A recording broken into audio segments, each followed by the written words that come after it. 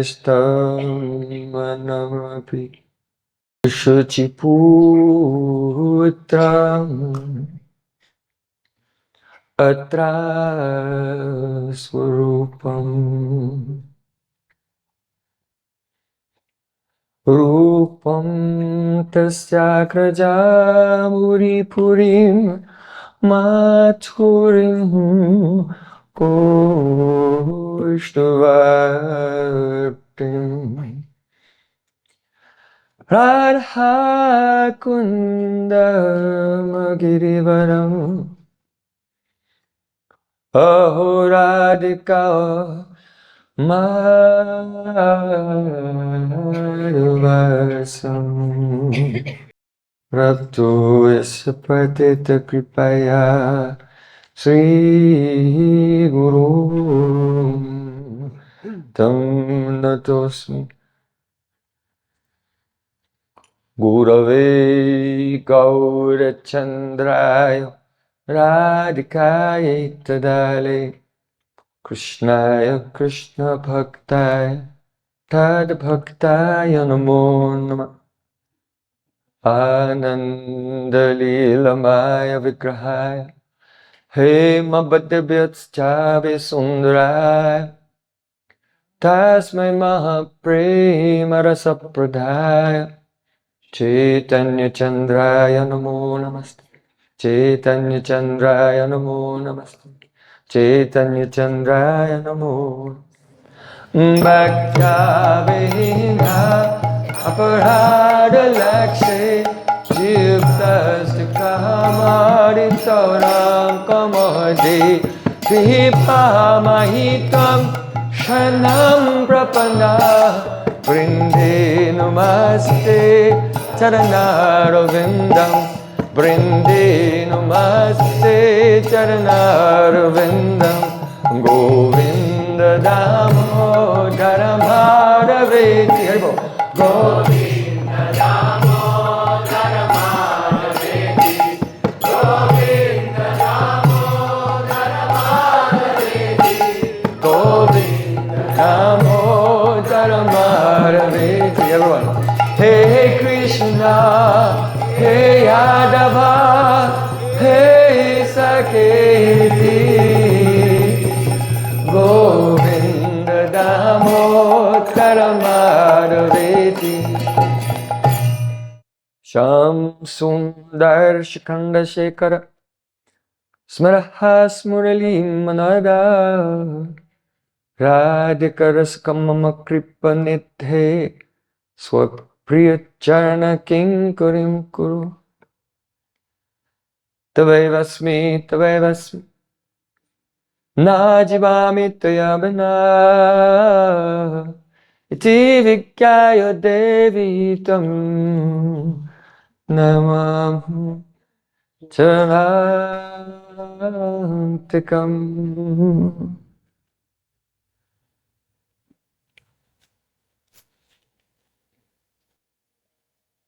First of all, I offer my Sastang Dandavat Puspanjali, my heart like flowers, thousands and thousands of times, at the lotus feet of my holy master, my supremely worshipable spiritual Gurudev, Asmadiya Paramaradhatama Guru Pada Padma, Nityalila Pravisht Om Vishnu Pada Shtotarasta Sri Rupanugacharya Varya, Srila Bhakti Vedanta Narayan Goswami Maharaj. Secondly, I offer my pranam thousands of times at the lotus feet of my Param Gurudev, to Srila Prabhupada, and to all of our Sri Rupanuga Gaudiya Guru Parampara. And finally, I offer my pranam to all the assembled Vaishnavas and Vaishnavis, Vanchakalpatarupasas, Vaishnavi Bhuvapa. Shila Gurudeva ki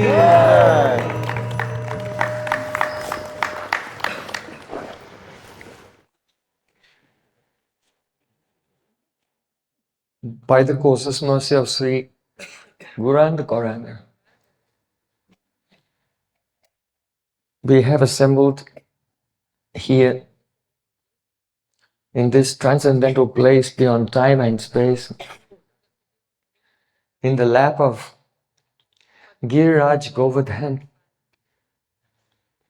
to engage in hearing, chanting and remembering, and especially to discuss the topic of Raganuga Bhakti and how to enter into bhajan, especially through the medium of the aprakrit, supernatural kabbya, poetry of Paramarasik Srila Prabodhananda Saraswati Thakur, his unprecedented revelation, Sri Radha-rasa-sudhanidhi.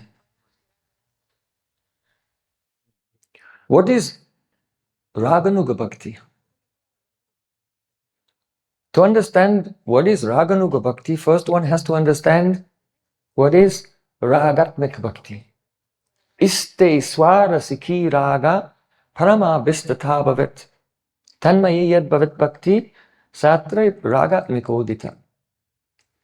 Srila Rupa Goswami Pad is saying that rag is swarasiki parama avistata. He's giving two adjectives. Swarasiki means natural, spontaneous, without prior thought or calculation, not based on depending on intelligence or any rules or regulations. But swarasiki, spontaneous, natural, parama avistata. Avistata means absorption. So param means supreme. The supreme absorption is stay in the object of your love. Radha Krishna Juga. Spontaneous, natural, supreme absorption in one's Ishtadev is called raga. Actually, he's employing a technique of speech here because this is not really rag. Just as a person can say, are you a Gritam? Ghee is life. Ghee is not life. But you can say ghee is life. Why? Because those who take the pure ghee, they have very good health. In Ayurveda, they'll have a long life. So ghee is life. Actually, ghee is not life, but we say ghee is life because ghee is the cause of a healthy life. But not too much. So in the same way, the spontaneous, natural, highest, deep absorption in one's Ishtadev is rag. That means, no, rag is the cause of that. Rag is what? Premamoyi, Trishna. Rag is an unquenchable loving thirst. Just as all the senses in our conventional life, our senses are naturally attracted to their objects. If there's a crowd with 100 people in the crowd, but one of them is very beautiful, when you look, your eyes just go to that one person. You don't think about it. It was not calculated. It was not processed by intelligence. It just happened. So that is rag. Spontaneous attachment when all the senses, not only the eyes, but all the senses are spontaneously attached only to pleasing the senses of Sri Krishna. Then that is called the rag. So that rag, that level, is not found anywhere in this world. That is of the eternal associates. So, iste swadasaki raga paramabhistatha bhavet. When there is an unquenchable loving thirst of all the senses to please the senses of Sri Krishna, which results in, at every single moment, as the spontaneous and deep and the highest absorption in Krishna, tanmayi yad bhavet bhakti, the bhakti which is composed of that, yat satra ragatmikodika ta, that is called ragatmika bhakti. So that describes the devotion of Krishna's eternal associates in his pastimes. Virajantim abhibhaktim brajabasi janadisu. This rag is most clearly and purely expressed and manifest in the Brajabasis. Ragatmakam anusritya sa raganuga uchate. And the devotion of a person in this world, which is following in the wake of their devotion, that is called raganuga. Understand? So ragatmik bhakti is of the associates, and when someone in this world, his devotion is following their devotion, then that is called raganuga. Now this raises a very essential question. Those parikas are in that world and we are in this world, then how can we follow them?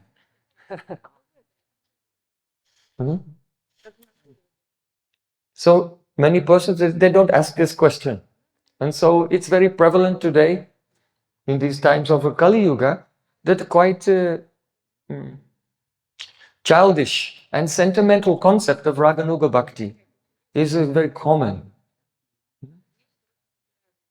So Srila Vishwanath Thakur and our acharyas have given very thorough, perfect and scientific explanation of everything. First of all, Srila Jiva Goswami Pad, he has said,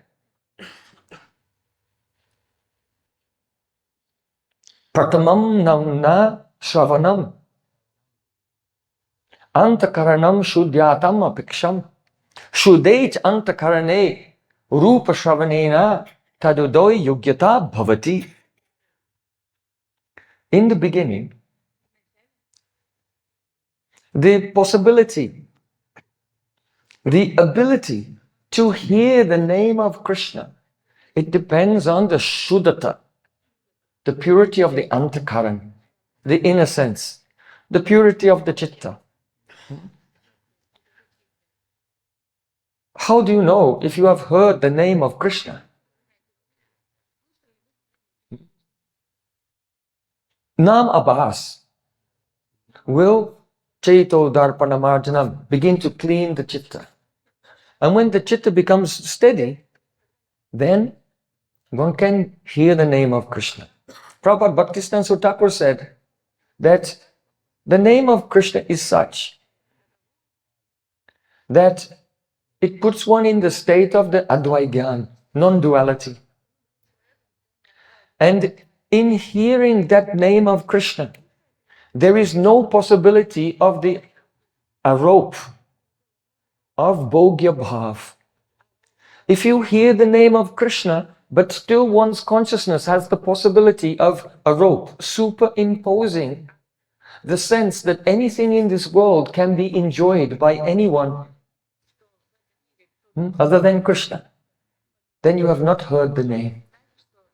Because when that transcendental name goes into the ear, that is Krishna himself. He is Advaya Gyan. It put one in a state of Advaya Gyan, and in that state, there is no possibility of mentally superimposing bhogya bhav, the sense of enjoyment, onto any object in this world. Bhakti parishano bhavo virakti. Bhakti, at once, there is the experience of the increase of seva-vritti, parish anubhav, realization, and virakti, complete detachment. Step by step, as one is surrendering, it increases more and more. So, here, Pratamam namna shravanam shuddhyantaka akarane shuddhyatam apeksham. When by chanting without offense, nam abhas, the chitta becomes purified, up to the stage of nishta, ekagrata chitta. Then realization comes. Rupasravanena tadudo yogyata bhavati. The form of Sri Krishna begins to manifest in the heart. When the form of Sri Krishna has awakened in the heart, then Sri Krishna's qualities begin to awaken. When the qualities have awakened, then Sri Krishna's associates, the vision of Sri Krishna's associates awaken. And then seeing the beautiful ragatmik paripati, that means the way in which they serve, the devotee becomes enchanted by that. And he's inspired to follow them. That is Raganuga. From the stage of Ruchi. From the stage of Ruchi, the actual sadhana. A Raga Marga begins as soon as you have some interest. When there is the Lobhamohi Strada, faith based on greed for the sweetness of Krishna. But the actual sadhana cannot manifest. Krishnam smaram janam chasyam prastam nija samihitam until there's realization. So Srila Vishnu Thakur in Raga Chandrika, he describes how greed develops. How? Yata yatatma parimrijyate so madguna gata shravana bidhanai tata pasyati vastu shukshmam tata pasyati vastu shukshmam chaksho yataivanjana samprayuktam. Vishnu Thakur is quoting this verse to show how does greed develop. It develops in this way. Just as a person who cannot see well because their eyes are diseased, the doctor gives them an anjan, some ointment, and he puts the ointment on his eyes gradually. Now, small print that he could not see, everything becomes clear. Tata pasyati vastu shukshmam. He begins pasyati, he sees, vastu shukshma, the subtle things. So in the same way, yata yatatma parimrijyate so, the degree to which the chitta is parimrijya, cleansed, then to that degree, madguna katha sravanabidanai, by hearing, chanting and remembering, to that degree, the devotee begins to see the form, qualities, associates. And then, Yoga Pit Lila, Mantramaya Upasana Lila Pit, and then Swarasiki Lila. This is the crown. Tannama Rupa Charitadi Sukirtananu Smrityo Kramena. In a crumb, in a sequence. So Srila Jiva Goswami says, Kram Sopan Ritya. If one observes this kram, he can gradually attain his goal. If he doesn't observe the kram, then he'll face many difficulties.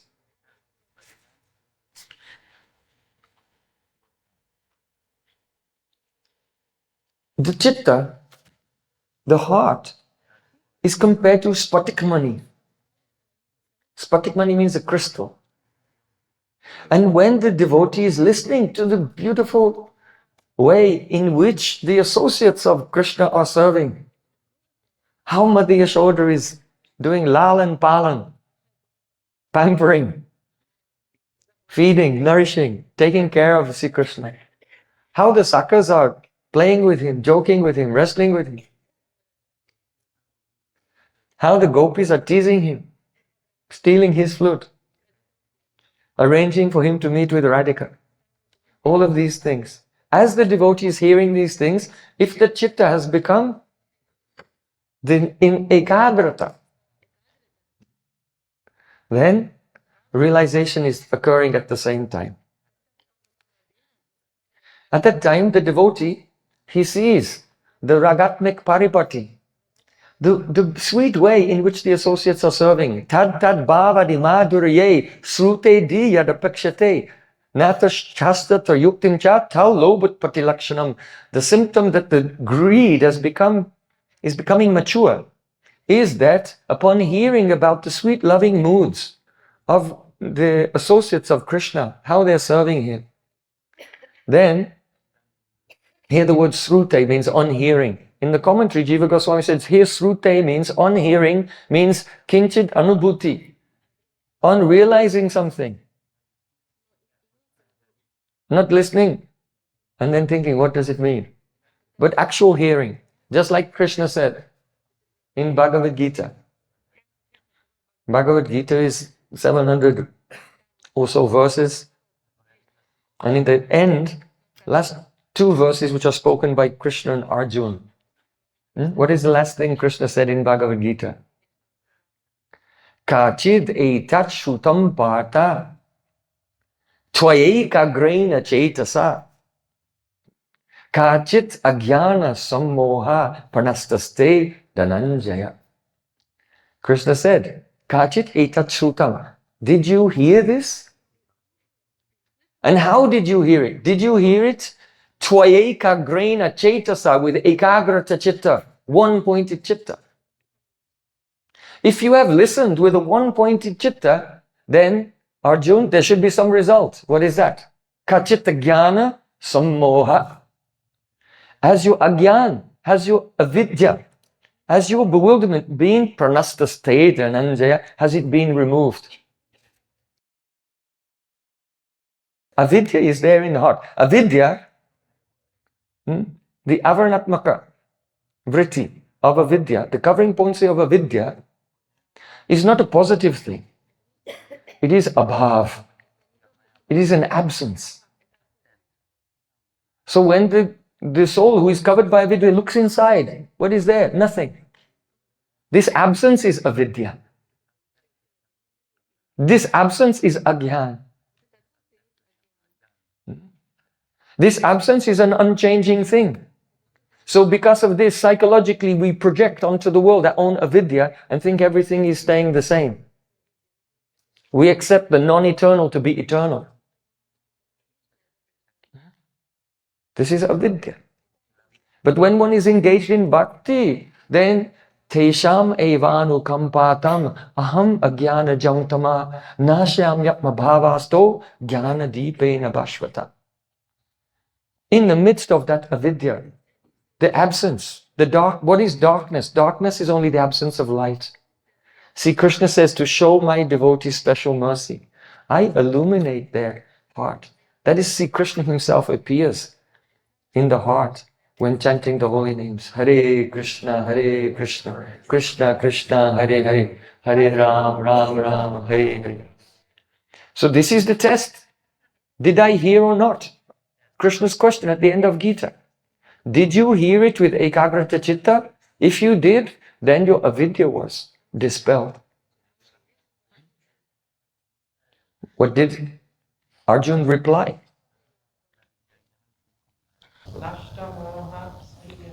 Yes.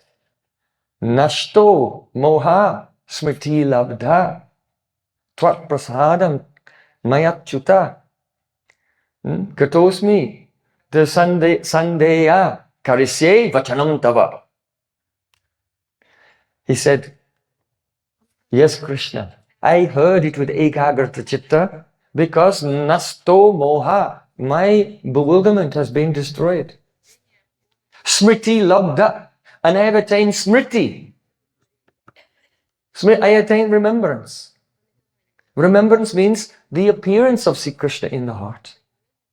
The avirbhav. You know this word chinta. Antas chintit abhistatat. Seva upayogi dehena. What is the siddharup? Siddharup is the antas chintit. It is the chintit inside. Chintit. Chintit means, imagined. Visualized. No. Rupa Goswami said, Chinta means avirbhav. It is an appearance. Chintamay means avirbhav. The material senses and material mind cannot touch transcendental things. Atasi Krishna namadi na bhavat graham indriya. Sevan mukhi jivado swayameva spurati. There's a spurti. The spot dharma. Spot means bursting. That this transcendental sound has the power to burst into one's consciousness and reveal. Yasya deve prabhakti yata deve tatagaro tasyaite katita arta. Katita means what is spoken, and arta means the object. Katita arta prakashante mahatmana. In that atma, in that heart which is Maha, which is great, which is purified, which is expanded, which is Ekagrata, then there is a Prakashante. The actual artha, the actual object, is manifested in the heart, which is Katit, which has been spoken by Sri Guru.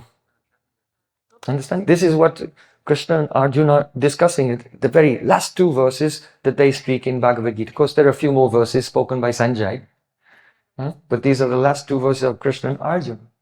So Arjuna says, Smriti Labda, I've attained Smriti. My illusion is gone and now I am illuminated. Therefore, Gata Sandeha, all my doubts have gone, all Sankshaya have gone, Sankshayatma Vinashati. Sankshaya is one instability of the mind that causes doubts. So he said, all my doubts have gone, Karisye Vachanam Tava. Now I am ready to do what you have told me to do.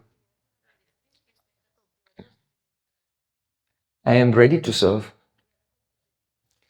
So,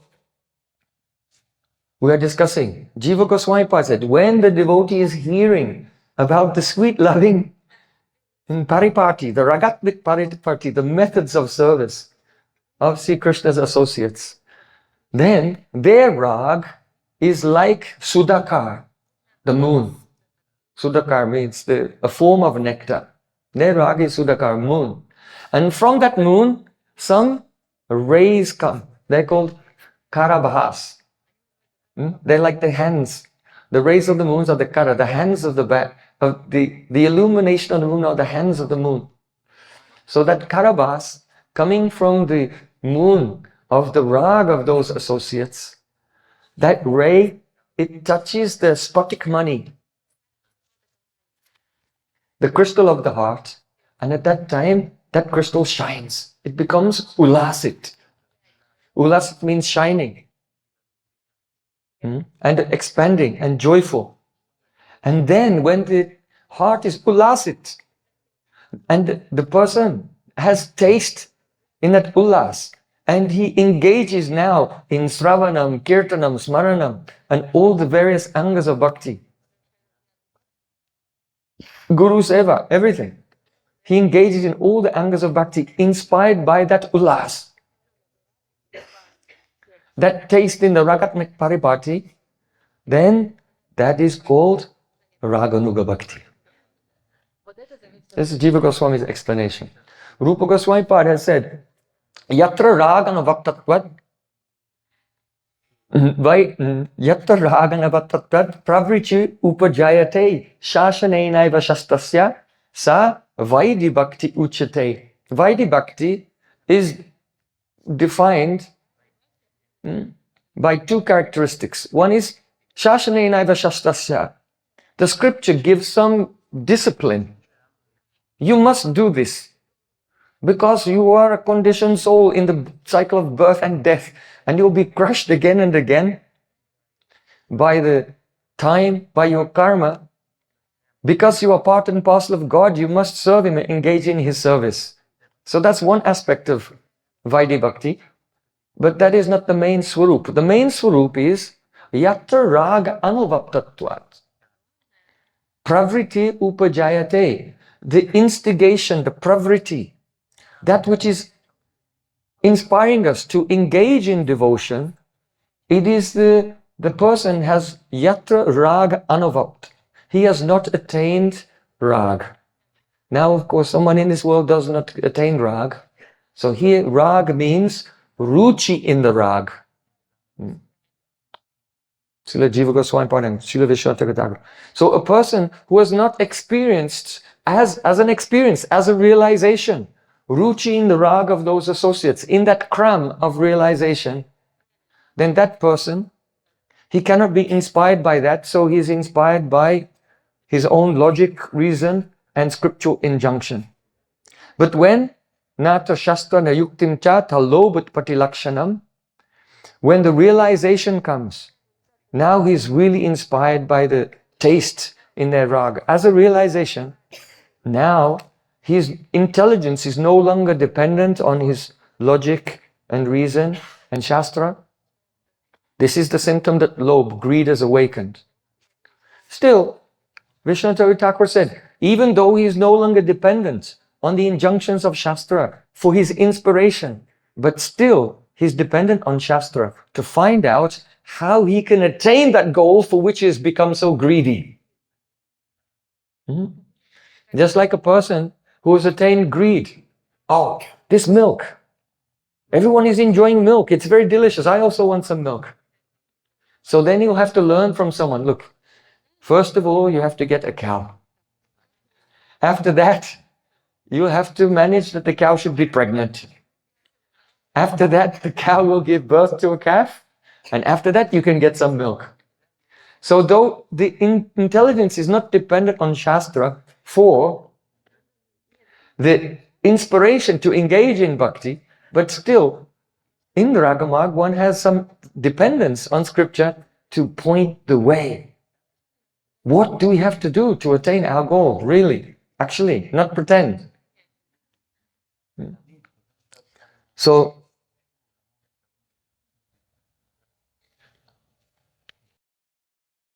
this is just a brief introduction to the actual nature of Raganuga Bhakti Sadhana. Then, how is it practiced? In the stage of Ruchi, when a devotee realizes the associates.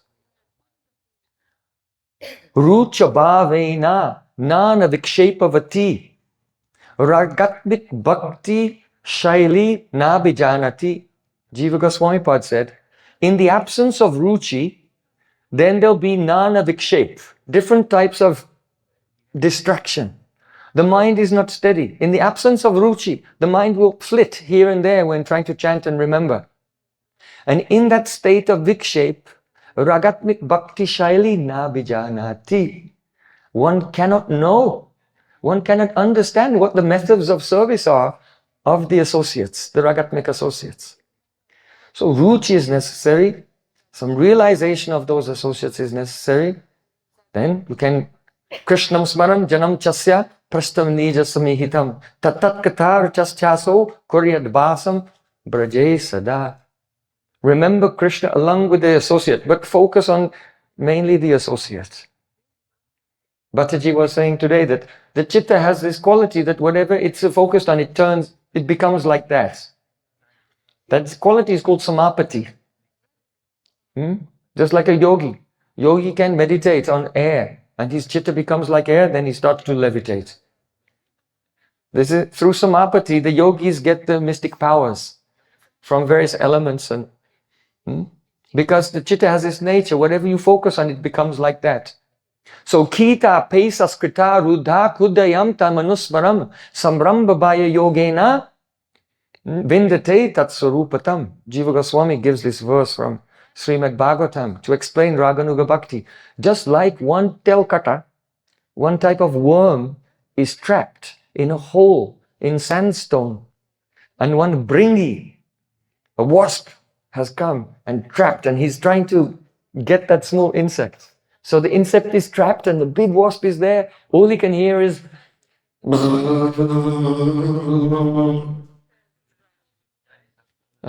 and he's totally absorbed in that wasp and the vibration of that wasp. And then what happens? Vindate tatsurupatam. By absorption in the bringi, then that kita, that insect transforms and he himself becomes a bringi. He becomes a bringi. I remember Gurudev wrote about this in one book and he gave me to translate. I was translating. I thought, oh, this is amazing. But how does that work biologically? I have to investigate it. So I looked up all the insects. And I'm just telling you this now, just in case you have a doubt in future. So you never have a doubt. So actually the wasp, according to the biologist, he stings the worm, the insect, and lays his egg inside. And so then when the egg hatches, so it looks to the eye, to the ordinary person, it looks as if that now another wasp comes out of the hole, that the worm has turned into a wasp. So this is the biological explanation. But anyway, don't worry about that. This is the way it's described in Shastra. This is called the Kavi Praudukti. Kavi bi iditam kalmasapaham. Kavis, poets, they say so many things which are actually not true. It's a kavi praudakti, a very bold statement of the poet. Just like the mixture of milk and water. How can you say, oh, but a swan can say, but try it, do an experiment. Get some milk and water, bring a swan and see. At least not on this planet, they cannot do it. So don't say, oh no, all the Vedas are wrong. You have to understand what the Vedas are saying. This is called kavi praudakti. That's why the gopis say that, oh Krishna, tava katamritam tapta jivanam kavibir iditam. The poets say that your harikatha is amrit, so like nectar. But kavis, they always tell lies. They do kavi praudakti. They make bold statements that are not true. So we know your katha, talk about you, is not amrita. Tava katha, mrita. It is like death. Because we did the experiment. We heard that your katha was like nectar, so we listened to it, but when we listen to it now we feel like we will die. Because you have abandoned us in the forest in the middle of the night. And now we are suffering so much. So kavibi iditam, gopis are saying, the kavis, they always tell such things. Oh, the king, he was as strong as Hanuman. No, he wasn't. He couldn't pick up a mountain from the Himalayas and fly through the sky with it in one hand. But the poets, they can say, so it's called kavi praudakti. So don't worry about that. The principle here is that by absorption in something, then you become like that. So first, Rupa Goswami, it's amazing. Raganuga Bhakti is a big subject. There's so much confusion. Rupa Goswami explained Raganuga Bhakti sadhana in only 2 verses. 2. That's it. But he told everything in those 2 verses. Only we have to understand them properly. So first he said, Krishnam smaram janam chasya prastam nija samihitam.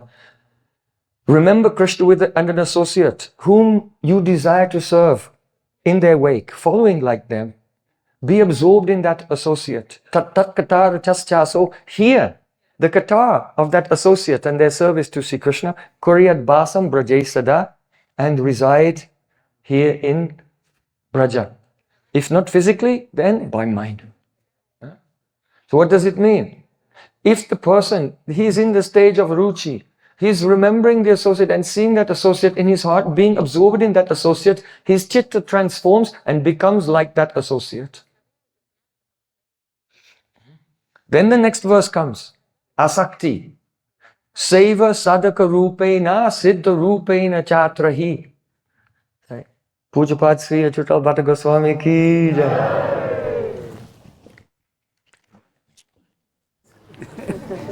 Thank you. Without your blessing, I cannot do anything. You can do this. So, seva sadaka rupena siddha rupena chatrahi. Tadbhavalipsana karya prajalokkanusarata. Then outwardly one serves in the sadak form. Don't forget that. Don't forget, service in sadak form is also important. Just like our Goswamis. Jiva Goswami, he collected so many granthas from everywhere and made a library. Our Goswamis, Rupa Goswami, he used to arrange for all the pilgrims who are coming, Gaudiya pilgrims who are coming to Braj, make arrangements for them, that they could stay in Braj and do parikrama, have sadhu sangha, like this. Sri Chaitanya manobishtam starpitam yena bhutale. Discovering the lost deities, revealing the lost holy places, Bhakti Grantha Pranayana, composing the Bhakti Shastras, and the Sadacha Stapana, establishing proper etiquette and behavior for devotees.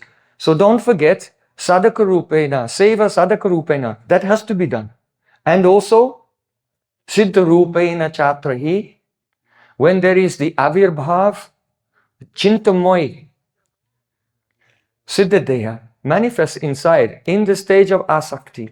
In the stage of Asakti, there is the Abhas of Bhav, is appearing in the heart. And establishing one's Abhiman fully.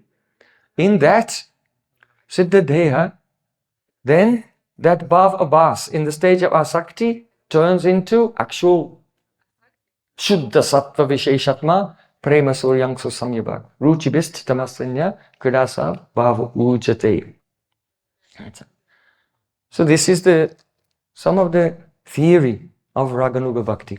Now we're coming to see Radha-rasa-sudhanidhi. Our festival is only for 7 days. And there are hundreds of verses in Radha-rasa-sudhanidhi. Anyway, Prana kande mana kande kande duyanki yahan yakan mane pore takan tahileke. Just like Jagannatha Pandit said, my eyes are crying, my pran is crying. Whatever comes in my mind, I'll speak that. Without any crumb. So I'm just selecting a verse because a few days ago, all the devotees celebrated Holi. It was very wonderful. Punrik Goswami Maharaj, he distributed the flowers to everyone.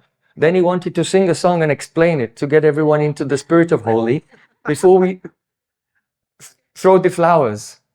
However, it didn't work out like that. And before he could explain himself, everyone just started fighting. So, just retroactively, I want to explain something about the mood of Holi and other related pastimes as they are mentioned in Radha-rasa-sudhanidhi. So we're coming to this verse. It's a 141.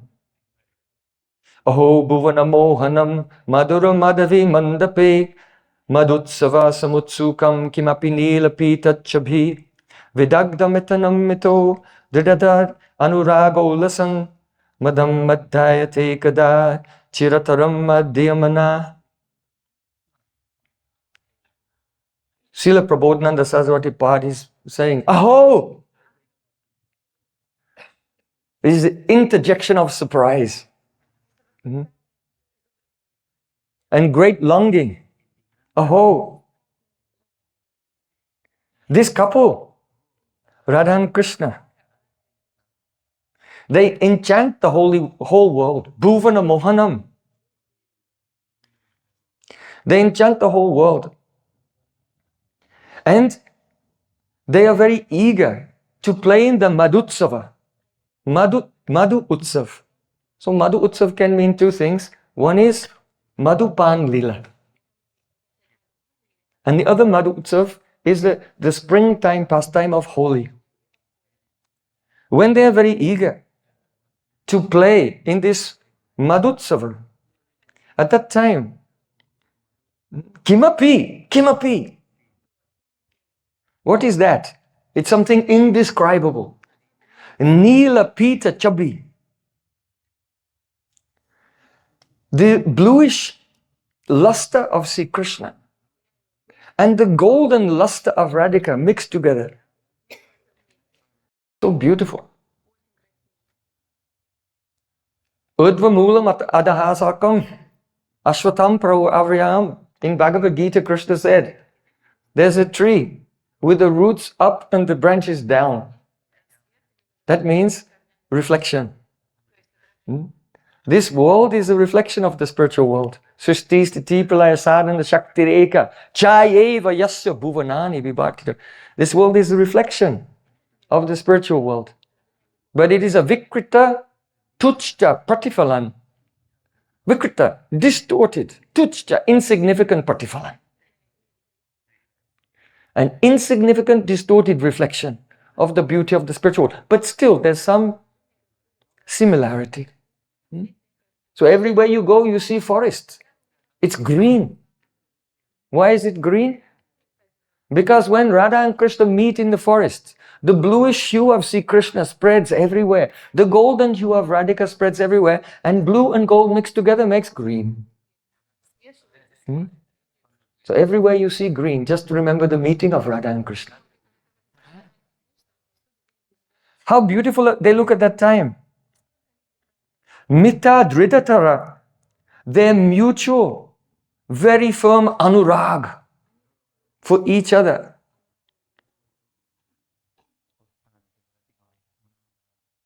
Madam madayate kada chirataram madhyamana. When will that beautiful anurag of Radha and Krishna quickly intoxicate my mind at that time where they're meeting for the Madhutsava.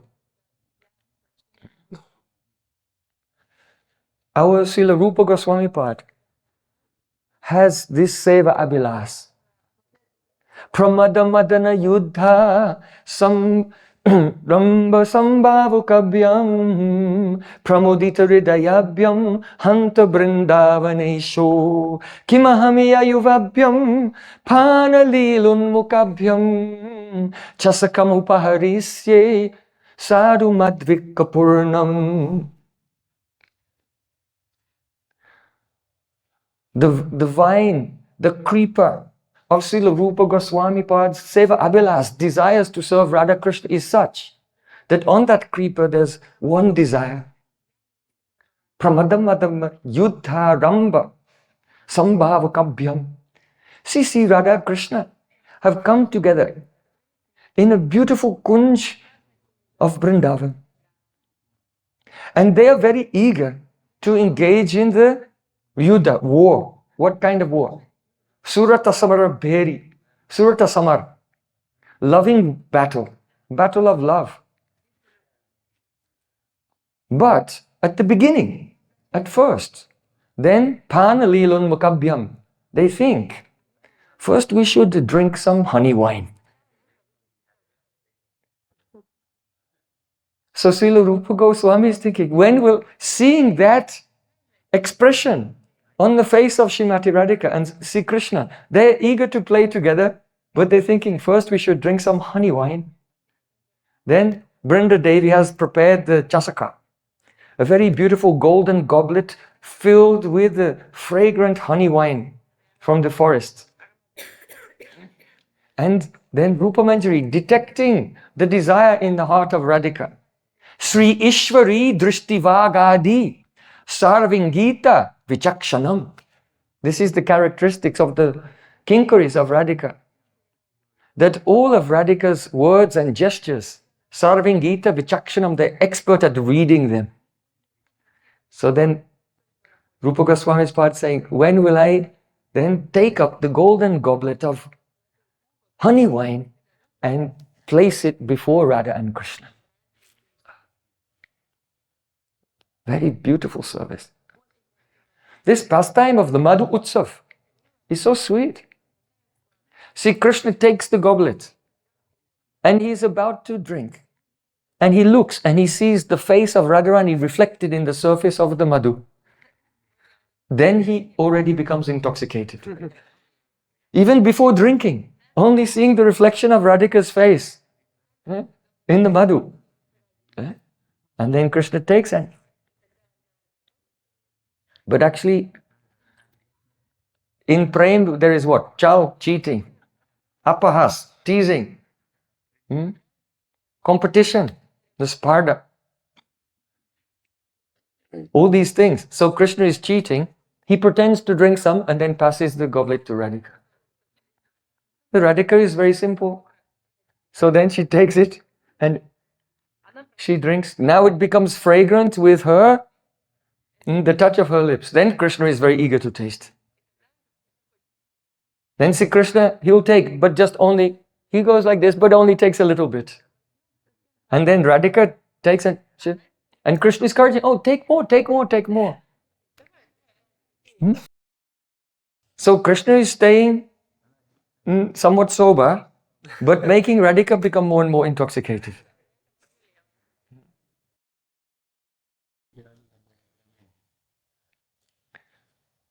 After some time, Radhika is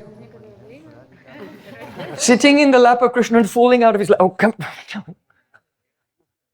Slipping from the lap of Krishna. She says, kim dadarani gugurnitayam dhavati bayad vivriksha punja bibira aham atra katam jijiva mevam lagishyati yadada itasya kante. She's saying, oh Krishna, kim dadarani gugurnitayam. Now she's drunk, it's very difficult to speak. So she has so many extra pralap, extra syllables. Kim, darani, gurnitayam. Oh Krishna, why is the world spinning around?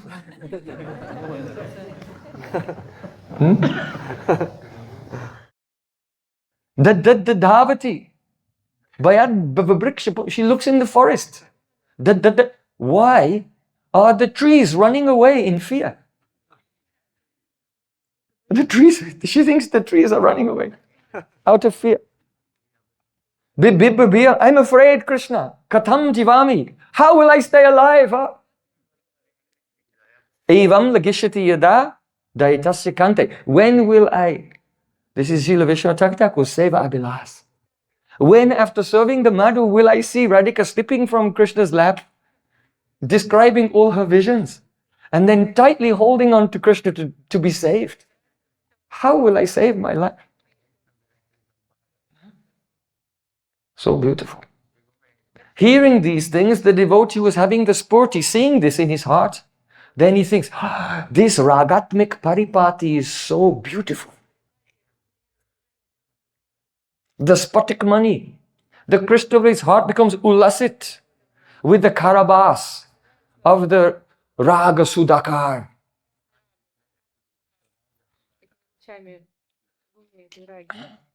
Then he wants to hear and chant and realize that, enter and serve in that way. That is called rag anuga.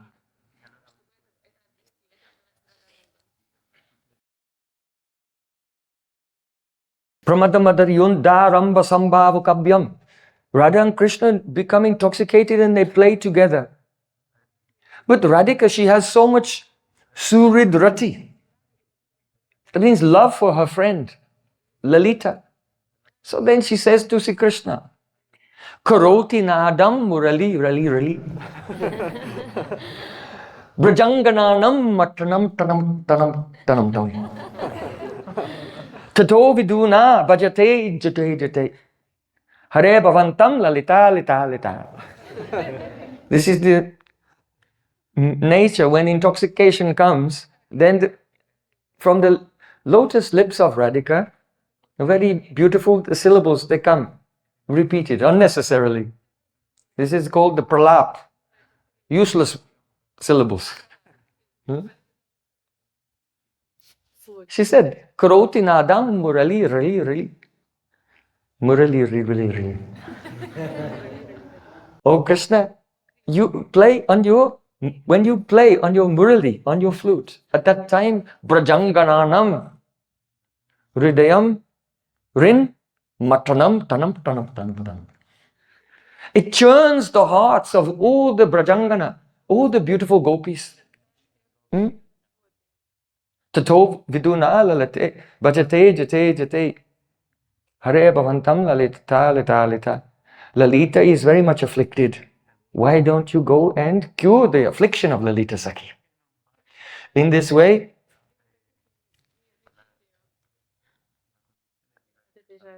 Yadyapi Sakira Krishna Sangam Nahiman Tatapi Radhika Yatna Karna Sangam.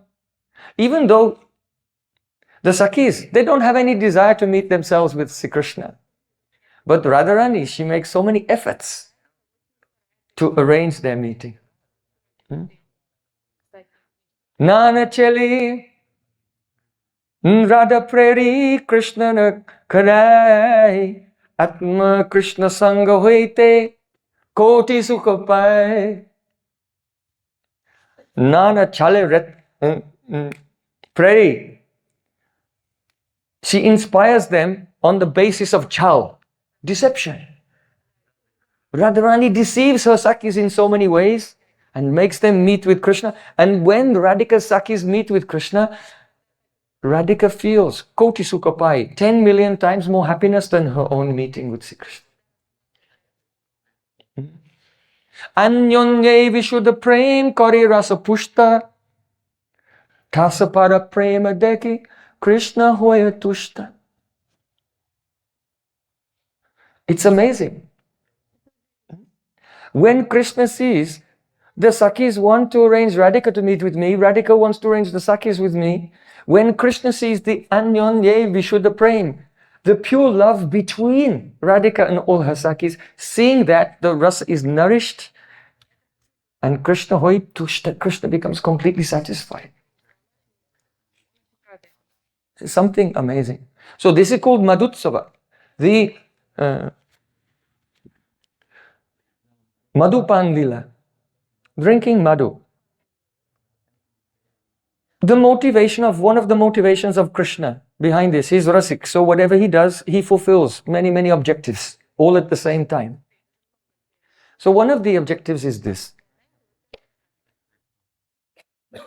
When Braja Gopis speak, they don't openly express what they mean.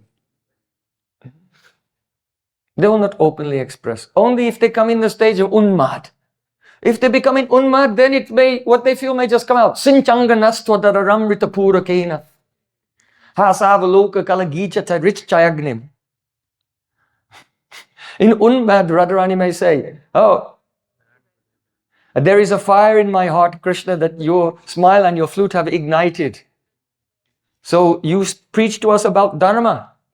So Dharma is this. If someone, by accident, lights a fire in someone's house, and this fire starts to spread, it's their responsibility to put that fire out.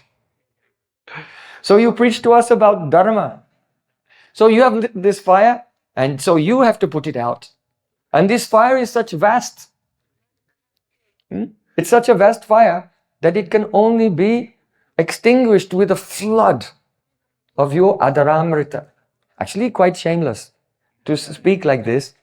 But in the stage of Unmad, it may be possible, but otherwise not. Always the gopis' words are expressed with some covering. Avahita bhav. When there's some covering, then the words are more beautiful. Just like a naika, a heroine, she may be beautiful, but naked not so beautiful. If she's covered with a very fine cloth, she's wearing very fine cloth, very thin, and the beauty is peeping through that cloth, then it's more amazing. So in the same way, the Braj Gopis, they speak to Krishna in such a way that their intention is covered by the veil of Avahita Bhav. But because see, Krishna is Rasik, he can relish it. So, but just because Krishna is the Rasik, and just because Krishna, he can relish those words of gopis which are covered with the veil of Avahita Bhav, that does not mean that sometimes he does not want to see unveiled. The words, shameless words. So when that desire comes, oh, today I want to hear the direct words, then Krishna thinks, Madhupan Lila. Because I know you have no experience of this, but I have heard from others that if a person starts to drink, then the lock, the security, the password on the tongue, it becomes unlocked. And now whatever is there is just expressed directly. The lock comes off the tongue and it's expressed directly. So when Krishna, who is very rasik, sometimes he wants to hear the direct expression. This is why the Madhupan Lila is there, and Radhika and gopis become unmad. And then they speak, and Krishna relishes their sweet, direct words. So this is Madhupan Lila. Now I'm coming to the other meaning of Madhu Utsav. The other meaning of Madhu Utsav is Holi. Holi Lila takes place in this springtime. It's a joyful festival. All male persons and female persons, small children, grown persons, young people, and even old people, everyone feels a joy in the holy festival. So, on the main Holi is our Gorpanin Falgun Punima. So in Braja, it came to that evening of the Falgun Purnima. The moon rose in the sky, and seeing this, then all the Braj Gopis, they became very eager to play Holi.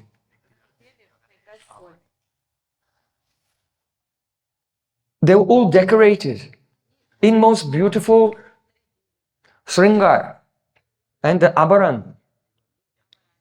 And they're carrying their pitchkari, their syringes for squirting fragrant water. They're carrying so many, grenade. In the war they have a grenade. You throw it and... So they have these small containers of lac, very soft, and inside it's full of parag, fragrant lotus pollen. So they tie them to their belts. And when the Holi breaks out, they can throw it, and when it hits the target, then big cloud of lotus pollen goes everywhere. So they have all their ammunition for this Holi Yudha, the battle of Holi. And they are full of the garva, pride. Pride is a bad thing. But garva, the sanchari bhav, is very good. They have a pride in their pranay with Krishna. Whatever happens, Krishna cannot give me up. This garva. Whatever happens, Krishna cannot give me up. So all the gopis from all over Braj, they came out of their houses from all different directions. And there was a beating of drums. Nafari, chang, dap, dhol, mridanga. There are so many different types of drums. All the drums were beating. And they were singing songs, love songs, humorous songs. Now, in the village of Braj, there's a gateway. And just outside the gateway, there's the place where they have the Holika bonfire. The bonfire, Holika, it's just outside the gate. And then in front of that, there's a big area, big courtyard area, and that is the Ranga, the arena of the Holi Yudha. So all the gopis now, they come. They have, in the army, you have the king, you have the generals, you have the lieutenants, the colonels, the captains, the privates. Or when will I be there as one private only? The lowest rank in the army of Srimati Radhika. So this whole army of Radhika, they came out from the gate and they gave pranam at the Holika bonfire place. It had already taken place. They gave pranam at that place and then they came onto the arena. So at that time, the cowherd boys all over Braj, they could hear the uproar, the beating of the drums, the singing of the gopis. It indicated that there were so many of them. And then they felt some doubts. Because if the army is very big and powerful, making so much noise before the battle, the reason the army does that is to strike fear into the other side. But the cowherd boys, they don't show anything. They look at each other and give each other reassurance.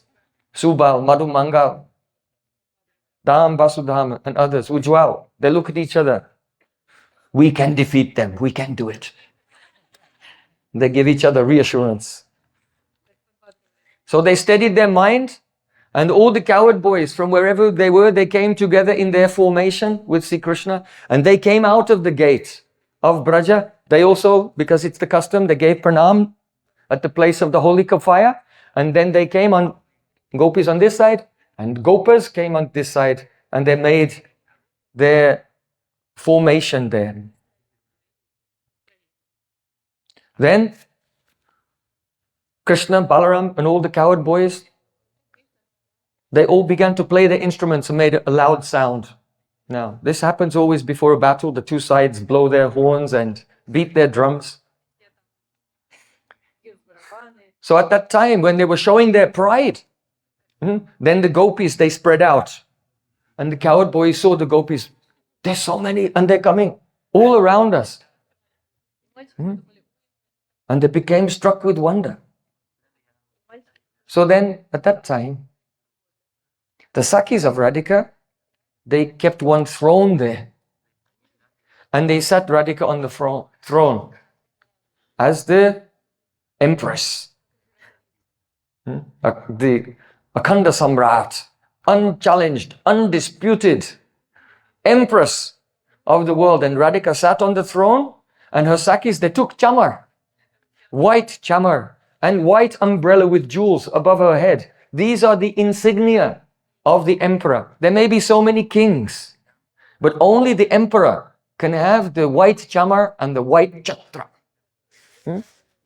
So the coward boys on the other side, they bring a throne and sit Krishna on the throne, and they have their chamar and their white chatra also.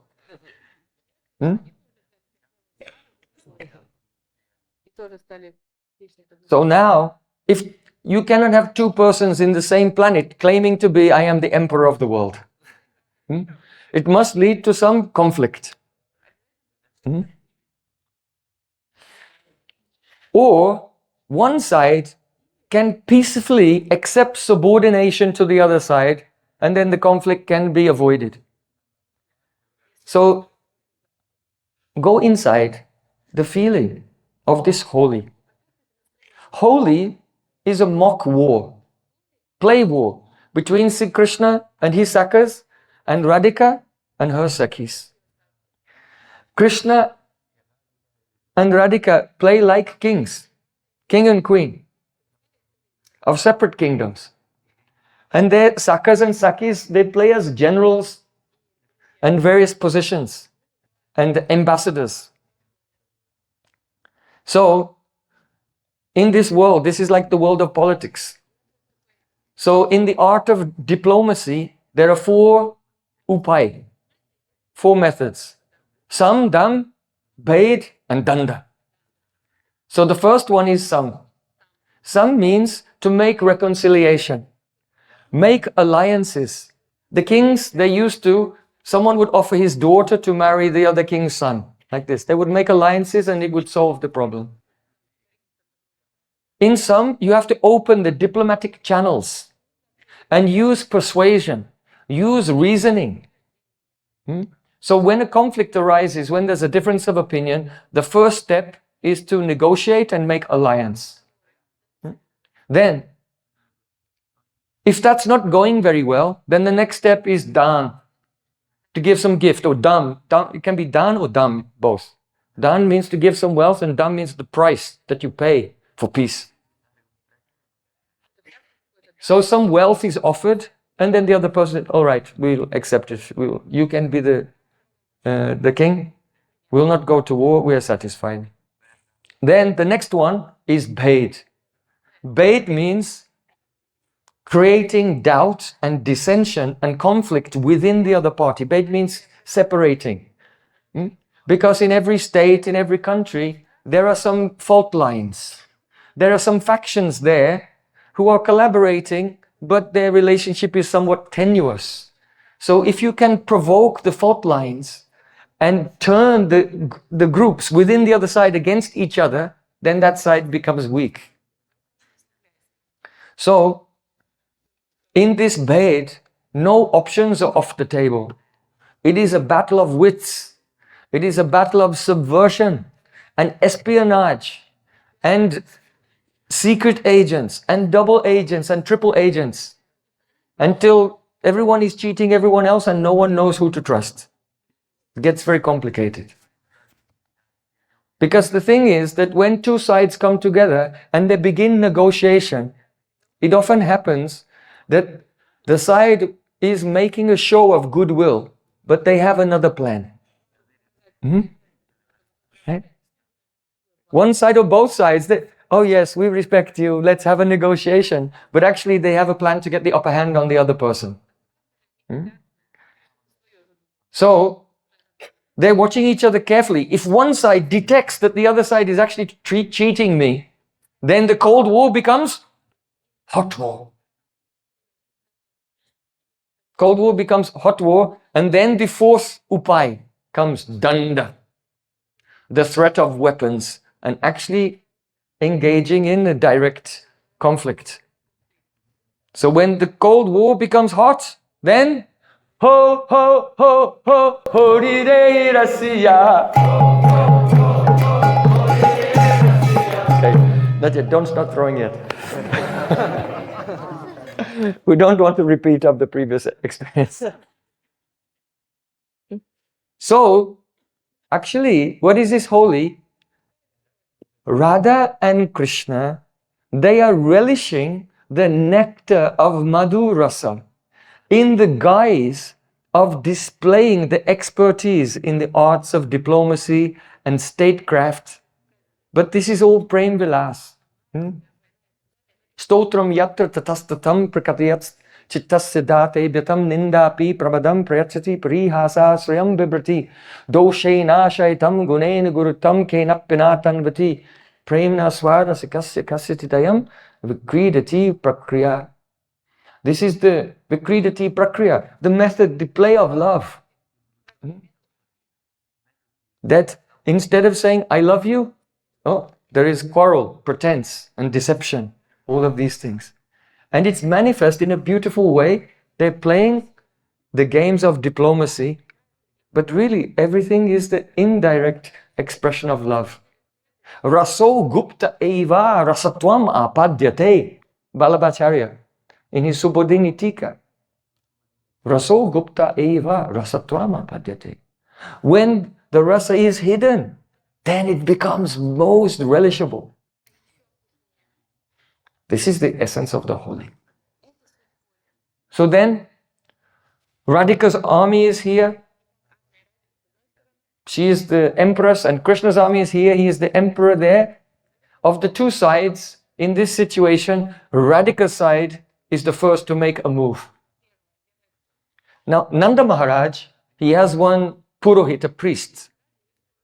And that priest has a wife. And his wife's mother has a younger brother. And that younger brother's wife, she was there. Just little Sambandha Gyan. So, she's a middle-aged woman. You know, in a Yudha is not all Sakhis. Rupa Goswami in Radha-Krishna Ganadesha Deepika, he describes who is in a Yudha. So there is Vayasya, Sakhi, same age. But then there's Dut and the Dasi. So although there are Duti and Dasis among the Sakhis, the Vayasya, but there's a separate category of Dut and Dasi. They're not among the Sakhis.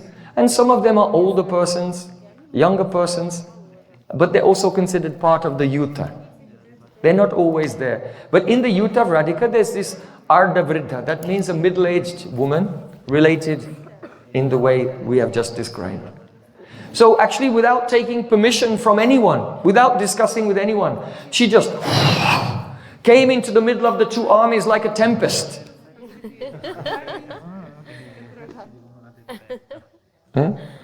And she said, I know all subjects very well. I am a buddhimati pandita, a very intelligent scholar. And because of this, I have attained the eminent position of being the messenger, of being the ambassador, the envoy of the great empress, Shrimati Radhika. Vrindavaneshwari Shrimati Radhika. And therefore, I have been entrusted to deliver to you this message. Tad etad avadaryatam. Tadetad avadaryatam. Now listen to it very carefully. Tadetad avadaryatam. Listen to this message very, very attentively. As soon as she said that, Madhu Mangal was hee. Kimuktam avadaryatam. Kimuktam avadaryatam. What do you say? We have to listen to. What did you say? He's acting like a deaf person, making everyone laugh. Because she came very seriously. But Madhu Mangal is a vidushak, joker. Kimuktam avadaryatam. What did you say? We have to listen to. The messenger, all the cowherd boys began to laugh at her when she was trying to be serious. So she said, yes, I see that your assembly seems to be deaf. But listen to me, I have something to say. So then Krishna was very gambhir, inscrutable.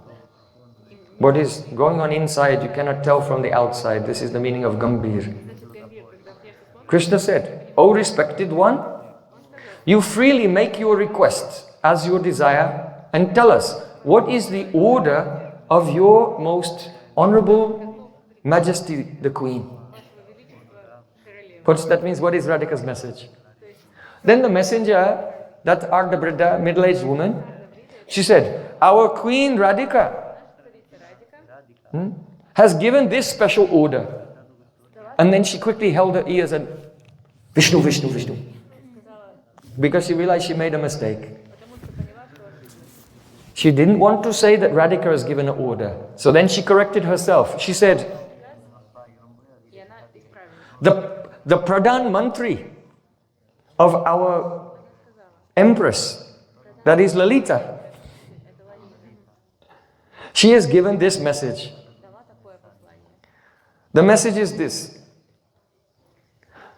Why are you keeping the white umbrella and the parasol and the white chamar and all the insignia of the emperor, undisputed emperor, even to carry these things and use them far away is an insult to our Empress, Vrindavaneshwari, Shrimati Radhika. What do you have to say about this? Answer. Give an answer for yourself. When Krishna heard this, he was laughing. All the Sakas were laughing. This is a bit like the pastime when, this Poundrak Vasudev sent one messenger to the Yadus. He said, hey, you have to give up all the insignia of the emperor. Like that, but 1,000,000 times more sweet. So all the coward boys and Krishna, they were laughing. So then Krishna said, look, on her request, I can give up the umbrella and I can give up the chamara. But according to Shastra, it should not be given up without battle first. To give up without a battle would be against the Vedas. Therefore, put on your armor and be ready for battle. Bas, this is the news. Go and tell her. Now, it often happens that if there's a king, the king has some rajas. King has some rajagun. And this is why a king can overreact and become emotional due to passion and can just impetuously escalate a conflict, unnecessary, without looking at other options. And this is why every king, he has to have his Brahmin ministers. The Brahmin ministers, they are very calm and very judicious. And they can give wise advice to the king and suggest some more favorable alternatives. So in this case, King Shyamasundar, he has a ruthlessly cunning and genius Pradhan Mantri, Madhumangal.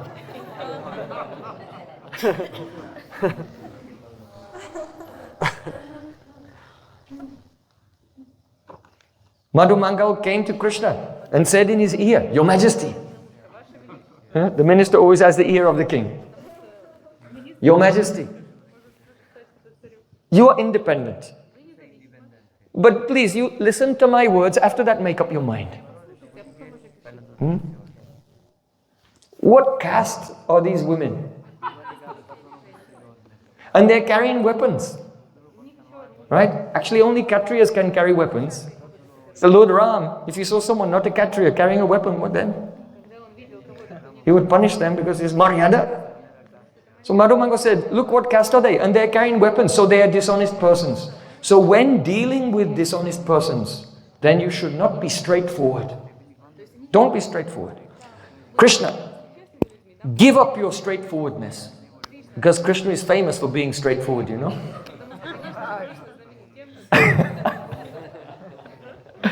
Every word is the Rasapurna. Krishna, please, just this one time, give up your straightforwardness. And instead of acting rashly, engage me as your messenger. You send me to the camp of the rival. And I will go there and make some negotiation. Then we'll decide what to do. Because I am expert. I am a complete pandit in all politics and diplomacy, statecraft, negotiation. I know it so deeply. Trust me, Krishna. Send me to the other camp. The female messenger overheard, oh, you are COVID. You're COVID, you're expert. If you are expert, then where in the world will be able to locate a fool?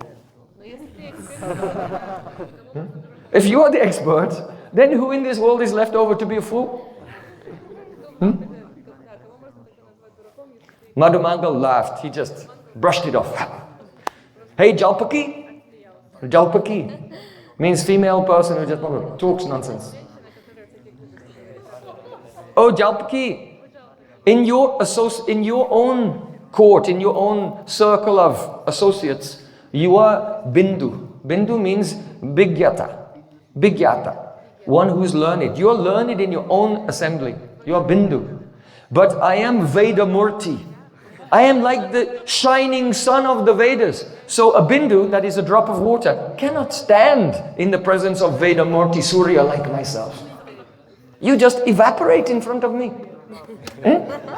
So don't try to make a show of your learning. So then Madhumangal, he said to Krishna, hey Rajan, O king, I am the prominent one among all intelligentsia.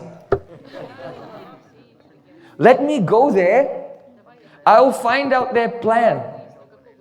And after understanding the intentions of their queen, I'll return. So while I'm gone, you keep this messenger here. Keep this Radha-rasa, you keep her here while I'm gone. Don't let her go. Don't release her until I come back. So then, that messenger from Radhika's side, she said, hey Rajan, Krishna, just see, even before the battle, your messenger is afraid, filled with anxiety. And this spoils your reputation. Why is that? Because it is said that the followers have the same quality as their leader. So if the follower is afraid, it indicates that the leader is afraid.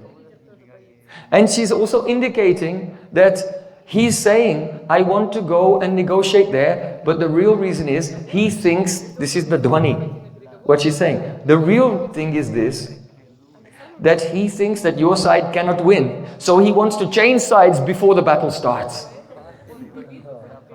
She's saying, now what is she doing? This is bait. She's trying to get in between Krishna and Madhumangal and separate them. Do bait, make dissension on Krishna's side. So it was a double insult. One, about the Madhumangal's intentions, and two, insulting Krishna, that it indicates Krishna is afraid. So then Madhumangal said, hey Maharaj, these gopis, they have bhamata. They have contrariness. But their bhamata, their contrariness is completely useless. Why? Because they are abala. They have no strength. You know, if there's a situation, some situation comes, and one woman say, no, it's not like this. Then there are some men, they don't care. Because she cannot, they'll do what they want. She cannot stop them. So what's the use of bhamata, the contrary mood, if it's you have only, we say in English, impotent rage. You are upset, but you cannot do anything about it. So Madhumangal said, oh, their bhamata is useless because they're abala. Abala, they have no strength. Then that messenger who had come from Radhika's side, she said, no, the gopis are not abala, they are sabala. Why? Because the whole body of the gopis is the shastramoy sharir. Shastramoy sharir, that means their bodies are full of weapons. Krishna said, what? Can you explain? That messenger said, I cannot explain every gopi. I'll just explain Shrimati Radhika. And by that you can, by upalakshan, by associate, you can understand about the other gopis. First of all, that messenger said, look, Radhika's kesh is the pash astra. the noose weapon. You know, you can catch someone in a noose. So the curls of Radhika, this is a Pasha, the noose weapon. Her two eyes, they are the ban, arrows. Her curved eyebrows are the danush, bows. Her earrings are chakras, two chakras. Her nose is a shining knife. And all her teeth, there are so many vajra, thunderbolt weapons. In this way, Radhika is the Shastramay Sharir. Krishna is hearing this.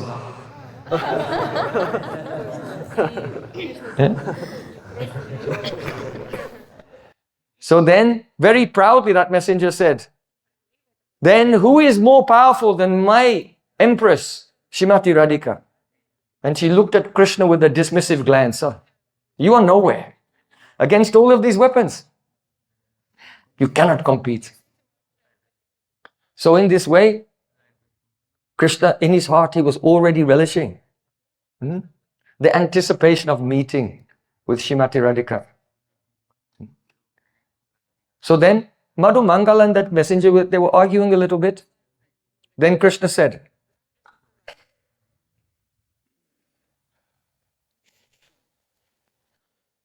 don't be afraid, to the messenger, female, you don't be afraid, you just stay here. Madhu Mangal, you should go. And when he returns, then you can also go. You stay with us. And when the intentions of both sides have been understood, then we can take the appropriate action.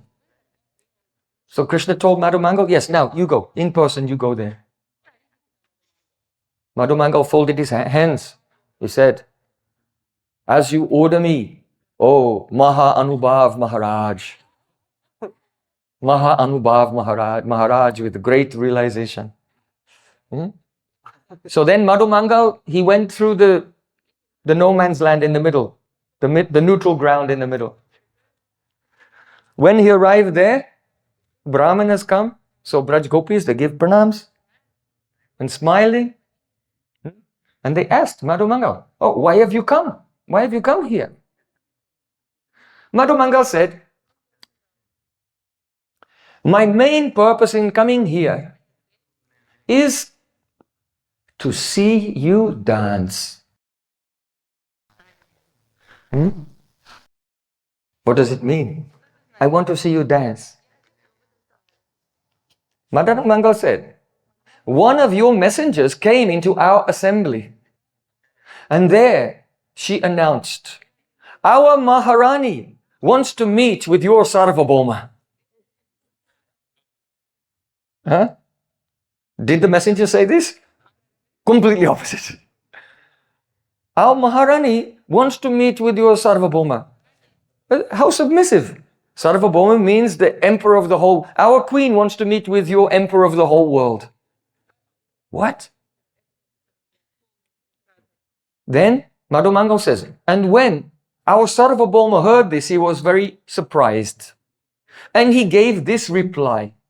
He said, we cannot put any faith in a Milan with your Maharani. Why? Because we have heard some rumors that she has some connection with another Purush. This is, if someone you know what he said, the wife of Caesar is above suspicion. So to make an allegation against the queen is very heavy. He said, my king, when he heard this, he said, no, we don't want any Milan because we heard some rumors that your queen has a relation with another Purush. And therefore, what we want to do is this. If your queen has any sister, then she can offer her sister in marriage to one of the members of our side. And then this relationship will be auspicious for her and we can make an alliance. When all the Sakis heard this, they became disturbed. They were thinking, what does he mean? Because now there are so many possibilities. Madhu Mangal is sowing the seeds of doubt and confusion. First of all, one, did that messenger really say this or not? Because they don't know what the messenger has said. This is called, in game theory, the Byzantine general's problem. You know? There are generals on the army and a messenger is sent, but how do they know that the messenger is really loyal to this side or to that side? And what messenger went there?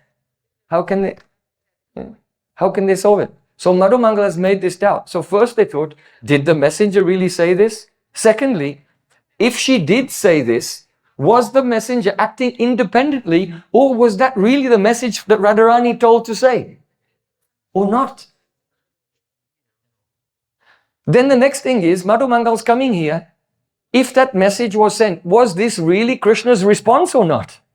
Did Krishna really reply in that way? You see how the situation starts to get complicated? Diplomacy is very complicated. The next thing is, now, if Radharani will deny the rumor, no, I have no relation with another Purush, that's the same as declaring her devotion to Krishna, her subordination to Krishna, which is exactly what they're trying not to do. But if she doesn't, defend her position, then this is a great insult and ill fame.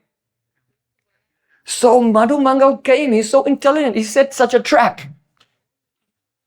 Such a trap every way, whichever way you choose, catch 22.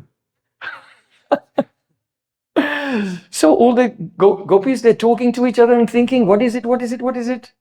This is the meaning. Now Madhu Mangal's looking and smiling. Because why did he say he came? I came to see you dance.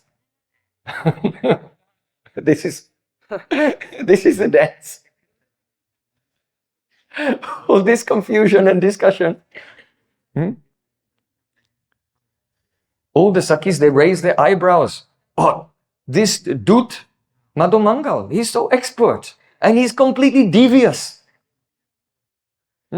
His words are the opposite of his intentions, and I know he's come here to cheat with us. How could Krishna say such terrible things? We cannot believe it. How could our messenger betray us? It cannot be true. So then Vishaka is very steady. When there's an emergency, a crisis, then you have to turn to Vishaka. Is it correct? Yes. Lalita is somewhat impetuous and temperamental. She can lose the composure in a crisis, but Vishaka will be there then. Out of love for Radharani, understand? Out of love for Radharani. This is not a fault, it's the intensity. So then Vishaka, she announced, this Brahmin is speaking independently according to his own desire. Krishna did not say any of these things. Madhu Mangal said, look, why you accuse me of lying? What benefit would I get from this? In diplomacy, this is, when anything happens, the first thing you have to ask is, cui bono? You know, cui bono? The Roman statesman, Cicero, he said, when there's a situation, don't believe what anyone is saying. Just think, who benefits from this situation? Right? So Madhu Mangal, he's saying, what benefit do I get from this? This means, I have no benefit from this, so I have no incentive to lie, so my words must be true. This is what he's saying. So then Vishaka said, Aye Bhadra, oh good Brahmin, we will investigate your deception. Madhu Mangal said, look, I never deceive anyone. I don't have this fault of cheating. Because I am a person who removes all obstacles to reconciliation. I have complete control of my mind. I have complete control over my senses. And I always preach the path of dharma, righteousness. But although I have proposed the path to peace, that means one sister or some relative of your queen should marry one of our persons from our side. I propose the path to peace, but you misunderstand my words and think this is a provocation for war. So then Radharani said, oh, tell me, how powerful is your king? You are so proud. So your king must be powerful. Tell me, how powerful is he? Madhu Mangal said, hey Sumukhi, oh princess with a beautiful face, listen to this. If the songs of Krishna's qualities spread here and there, it makes everyone forget their duties. Right?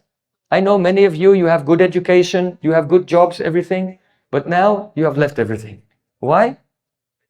Because tava katam ritam tapta jivan. Yadanu charita lila karnapi usavi prut sakritarida viduta dvanvadama vinashta. If one drop of Harikatha will go in the ear, then what happens? Your dedication to the dualities of this world, vinasht, lost. Sapati griha kutumbam demon utsitra dhina bahavo hi avihanga bhikshucharyam charanti. Then immediately you leave your family, you leave your home, and they are crying. And you are looking everywhere for Krishna, wandering like a homeless bird, living like a beggar, and you are crying. Your family are crying because they lost you, and you are crying because you cannot find Krishna. Harikatha is very dangerous. So Madhu Mangali said, if someone just hears about the qualities of my king, then, he forgets everything. He can attract everyone by the sound of his flute. His beauty agitates everyone's heart. His pastimes cause even Lakshmi Devi to become stunned. Saundaryam lalalali darya dalanam lilas ramastambini. Lakshmi becomes stunned even. The goddess hearing his pastimes. So Madhu Mangal says, so you can tell me who is more powerful than my Krishna? Now what happens? When the Radharani hears this, she's trembling. Just as Krishna heard from the duty about Radhika's Shastramai Sharir, and he was trembling with eagerness to meet with Radhika, now Radhika is trembling with eagerness to meet with Krishna. This is the duty karya, the duty of a duty. It's a tongue twister. But the duty of a duty, in how to increase. Prema lila viharanam samyak vistarika sakhi. How to increase their love for each other. So then Madhu Mangal said, my Krishna, my Bhupati, my emperor, he is so beautiful that if anyone associates with him, then they get a viparita kanti. Anyone comes close to his effulgence, then everything changes and becomes opposite. When Lalita Sakhi heard this, she said, yes, it's true. Oh, look, Radhika. Krishna has a Bangsi. This Bangsi is Gungi Bihari. Gungi Bahari. That means dumb, mute and deaf. The flute is bamboo, he is mute and deaf. But by the touch of Krishna's lips, he becomes so eloquent, so talkative. And also, a Brahmin is from a pure dynasty, very high class, and they always speak the truth. She left it like that. And what does it mean? In this way, Lalita Sakhi is using the words of Madhu Mangal himself to insult him. Madhu Mangal says, who's close to Krishna, everything becomes viparita. So Lalita said, the Brahmins are very high class and they always speak the truth. That means this Madhu Mangal, by being close to Krishna, he became low class and always telling lies. This is the Dvana. I'm explaining it. The Rasik Vaishnavas, they only hear Lalita say, oh, yes, everything is viparita. And Brahmins are high class and always tell the truth. This. And then the Dwani comes in the heart. How Lalita is expert in insulting Madhu Mangal using his own words. So then, Lalita privately spoke to Radhika in her ear. She said, oh, enough of this discussion with this Madhu Mangal. I have an idea. Listen. Nanda Maharaj has your father, Vrishabhanu Maharaj, has a Purohit. And he has so many daughters, Navakishoris, they're very fierce. You should tell them to change the cloth of Madhu Mangal and dress him in a female cloth and female ornaments. She's quietly saying to Radhika, no one can hear. And then you should send one messenger to Krishna and bring this message. Then Lalita spoke out to everyone. We will send a messenger to Krishna. And this is our message. We don't have, you are saying you should not be married with Radhika. We don't have another Kanya. We don't have another unmarried virgin girl who is suitable to offer to make this alliance. But we want to offer, we have one Padmini. Padmini, you know, there are many different types of ladies, types of women. Padmini, Chitrini, Shankini, Hastini. Hastini means woman like elephant. Chitrini means woman who is very artistic. Understand? Chitrini, we have some artists here. And Padmini is very, very beautiful. Fragrance of like lotus. Her natural fragrance is like a lotus. Her breath's fragrance is like lotus. So Lalita Sakhi said, we can offer you a Padmini who is radiant like a deep. She is the shining deep of Simla Dweep. Simla Dweep means Sri Lanka. So we have one Padmini who is the shining deep of Simla Dweep. And she has all the specialities of womanhood. So don't disrespect her because she's from a lower caste.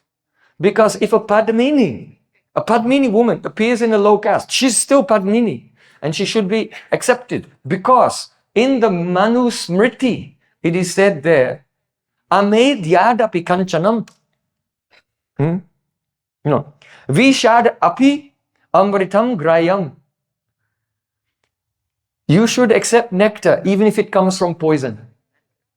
Amedyad api kanchanam. You should take gold even if you find, if there's a pile of dung, and the gold is in it, but you take it out and clean it. You can take gold from a dirty place. And utanam vidyam, nichad apyutamam vidyam. Even if a person is from a low caste, but if they have vidya, knowledge, you should take the knowledge from them. And last, Stri Ratnam Dushkuladapi. If a woman is a Stri Ratna, really a jewel among women, if she comes from a lower caste, it doesn't matter. So according to the Manusmriti, you should accept this Padmini. So then Madhu Mangal said, all of you, you're all Padminis. You're also qualified. So how can anyone who comes from among you be unqualified in any way? Madhu Mangal was speaking some sweet, flattering words.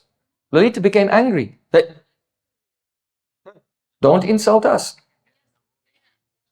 Lakshmi Devi and all the Padminis in the universe have been defeated by all the Braja Gopis and Shrimati Radhika.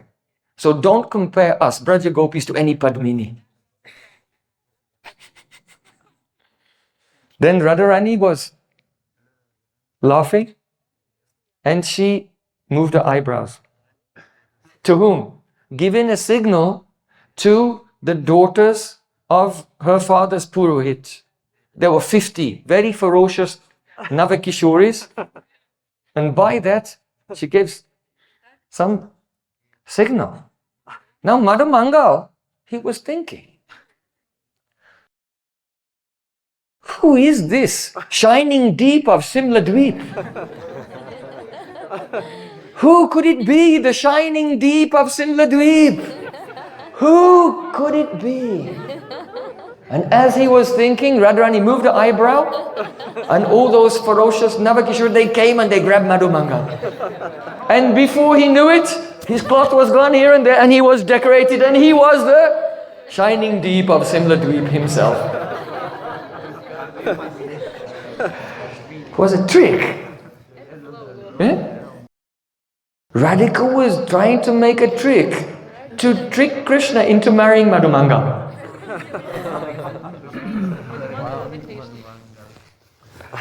So Radhika Lalita had given this message with one boy, young boy. You tell them that our queen is offering you. Don't neglect her. Krishna, don't neglect her. She's very qualified. Offering you the shining deep of similar dweep.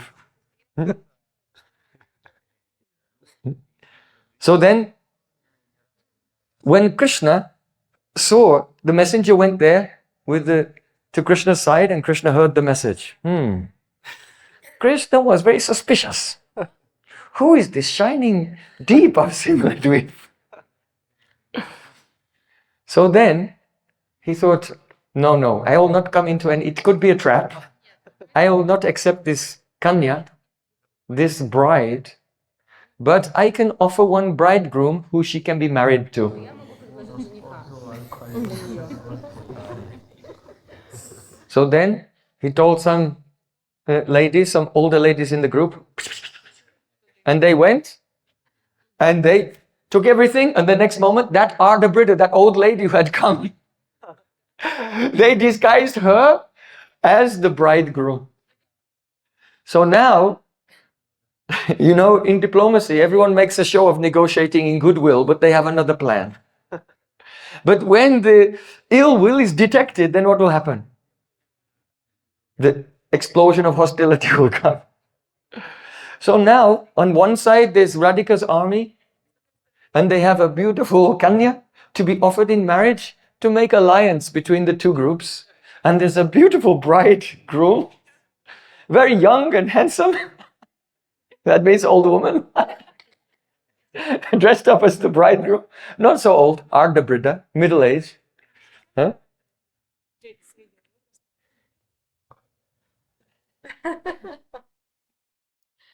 So then the two armies began to move and get closer and closer to each other. Radharani is the empress. She's surrounded by her generals and captains. And in front, the shining deep of Simla-dweep is being pushed forward. On the other side, Krishna's sakhas are coming. And Krishna is in the front with the Subal and others. And in front, they have their bridegroom they're going to offer. So then, they approached each other. They began to sing wedding songs. Some older ladies came and they took the veil of the shining deep of Simla-dweep and the dopata of the beautiful bridegroom and tied them together. And a beautiful wedding was going on. It looks like there'll be peace. Now, there will be peace. Everyone has some relief that there will be peace. Then the next moment, the Sakhis in Radharani's group said, "Hey, what is this? You're old. This bridegroom is old. And he has insulted our Padmini. Therefore, be ready for war." So when the deception was detected, now there's no other choice. The fourth upay comes, danda. So then suddenly, all the Sakhis of Radhika, they began to play their musical instruments and beat their drums and sing the songs of Holi. On Krishna's side, they began to beat their drums and play their musical instruments and sing the songs of Holi. And each side was also taunting each other, throwing insults at each other. The gopis took out their Latimara Holi. You know Latimara Holi? We just had the drama there on the last day of the program in Navadvip. And you saw all Krishna and all the gopis dancing with the sticks. And they strike sticks with each other and strike their own sticks. They drop on the ground and someone catches it. They throw through the air like this. The gopis are dancing in a formation and doing the Latimara Holi. Very beautifully, very delicately, very artistically, and throwing their sticks and catching each other's sticks. When the boys saw it, they took it as a challenge. We can also do that. So then whatever complicated moves the gopis are doing, then the coward boys, they're also dancing. And throwing their sticks and striking their sticks like this. The competition was going on. And then the war broke out. Gopis began to shoot their syringes. The coward boys were shooting their syringes. They were throwing their pollen bombs. Oh, the sky became red. The Yudha bhumi became red. Everyone was becoming red. The trees were red. All around the outskirts of the Yudha bhumi. Even the birds in the sky became red. The bumblebees became red. And in the midst of the battle, then Krishna made his move. Braj Gopis make a chakravyuha. You know chakravyuha? You can get in, but you cannot get out. So Krishna attacked and he went into the chakravyuha, and all gopis, they surrounded him.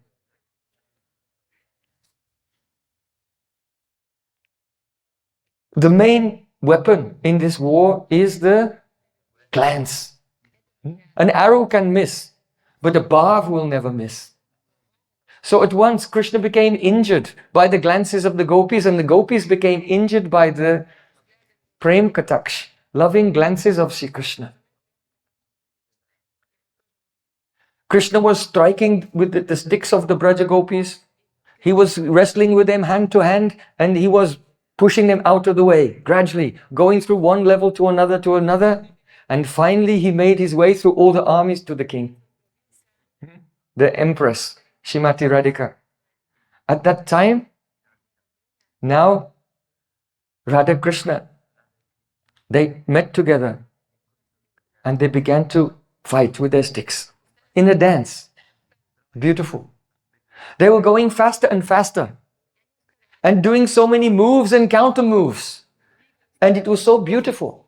Just like Srila Prabodhananda Saraswati Thakur is saying in this verse, the bluish complexion of Krishna and the golden complexion of Radhika was like the flash of lightning on a rain cloud. And it happens, sometimes in a battle, if there are two great heroes who have such skill, and they finally meet face to face, they begin to fight, what happens? All the other warriors stop fighting. So the gopis stopped fighting, the cowboys cannot see, and they made a circle. All the gopis made a circle around Radha Krishna, and Radha Krishna were fighting in the middle. And their skill, their moves and counter moves was so beautiful. All the Braj gopis became stamba. They were like golden statues around the edge of the arena where Radha and Krishna were playing. And their moves, they're getting faster and faster and faster. Now, what is the meaning of Sakhi? A Sakhi, if anything comes in her heart, then it has to come out of the mouth. She cannot hold it inside. She has to express a feeling. So then the Sakhis, they began to sing. Pasya pasya sakhi, Holi Yudham. Pasya pasya sakhi, Holi Yudham. Pasya pasya sakhi, Holi Yudham. Radham Madhava Kritam Anurahasam Suchiram Bavad Anurudham Danda Dandigate Pari Kandita Taratamato Vyatirodham Pasya Pasya Sakhi Holi Yudham. Sakhi saying, Ari Sakhi, Radha Madhav are manifesting unprecedented battle of Holi. As they face each other in this battle, then all of us Sakhis, all of our desires are being fulfilled. This is the fruit. Why are they doing all this diplomacy? Why are they doing this battle? They want Radha Krishna Jugala Milan, the meeting of Radha and Krishna. So in this battle, there's Danda Dandi. They're fighting with their sticks and showing great skill. Sometimes they're moving so fast that their cloth is coming loose. Krishna's pagri. Turban, yes. Krishna has a turban. And he's fighting so fast that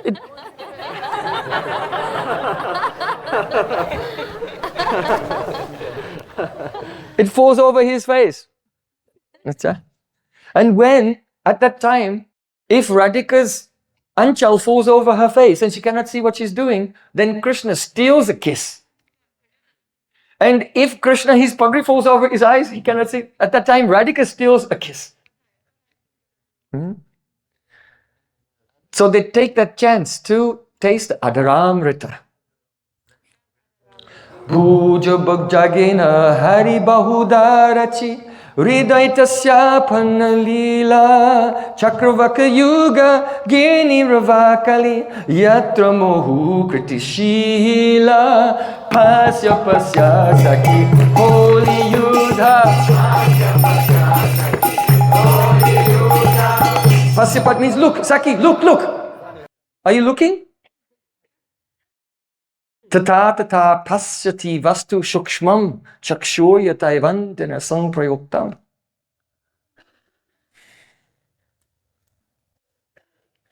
Yata atma parimrijyate so matguna kata savanabhidane. Look, Saki, at this holy Yudha, Krishna's arms are like snakes. Fangalila. Krishna's arms are like snakes. And the heart of Radhika is the Hridaya Sarovar. And the beautiful maturity of Radhika is like a chakravaka birds. So you know the nature of the snake is to attack and swallow the chakravaka birds. Pasya pasya saki holy Yudha. Oh Saki, look. Even though there are no trees in this place, we can see that a swarnalata, a golden creeper is embracing the tamal tree.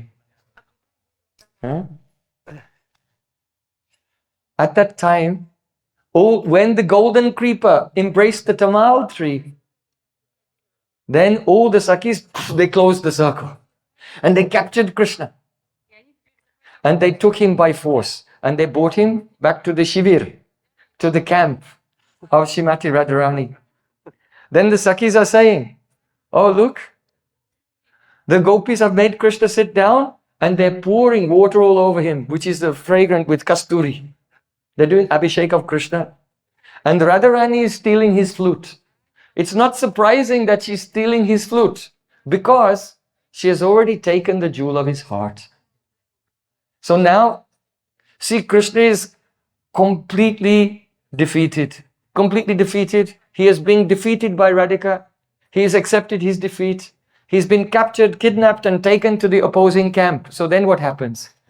Balaram and Krishna's friends get together and they say, oh, we have to get Krishna back, but we don't want to fight. We should pay a ransom. If someone is kidnapped, then they call the relatives and say, you have to leave $1 million in a bag in the cafe on the corner of the street. And you have to come and leave some money and then you can get your relative back.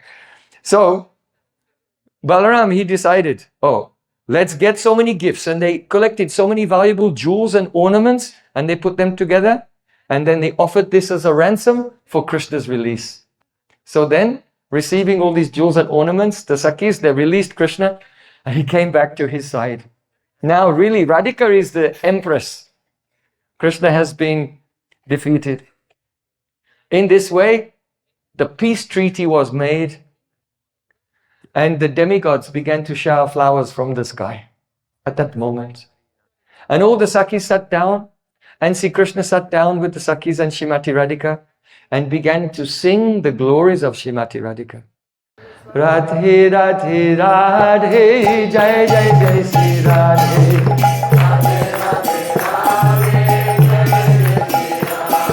Oh Radhe Radhe Radhe Jai Jai Jai Sri Radhe. Oh Asta Sakhi Shiromani Radhe Radhe.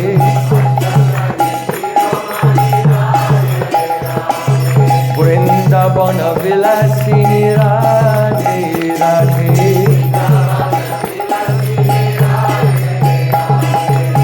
And as Sri Krishna did a Radha Kirtan, relishing the Radha-rasa-sudhanidhi, the endless ocean of the rasa of Srimati Radhika's qualities, everyone was drowning in that ocean of prema rasa. This is Holy Leela.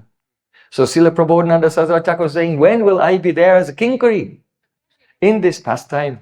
When Radhika and her Sakhis are going to Holi, carrying the pitchkari for them, carrying the luck full of the lotus pollen and all the necessary things for the service of Radhika at that time. When will I fan Radhika with the chamar?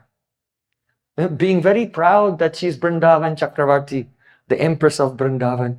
All of these, this is the Seva Abhilas of the Kinkaris, the Manjaris, expressed here in Radha-rasa-sudhanidhi and by all our great acharyas. Bale Vrindavan Bihari Lala ki jai, Vare Saniwali ki jai, Jai Jai Sri Radhe.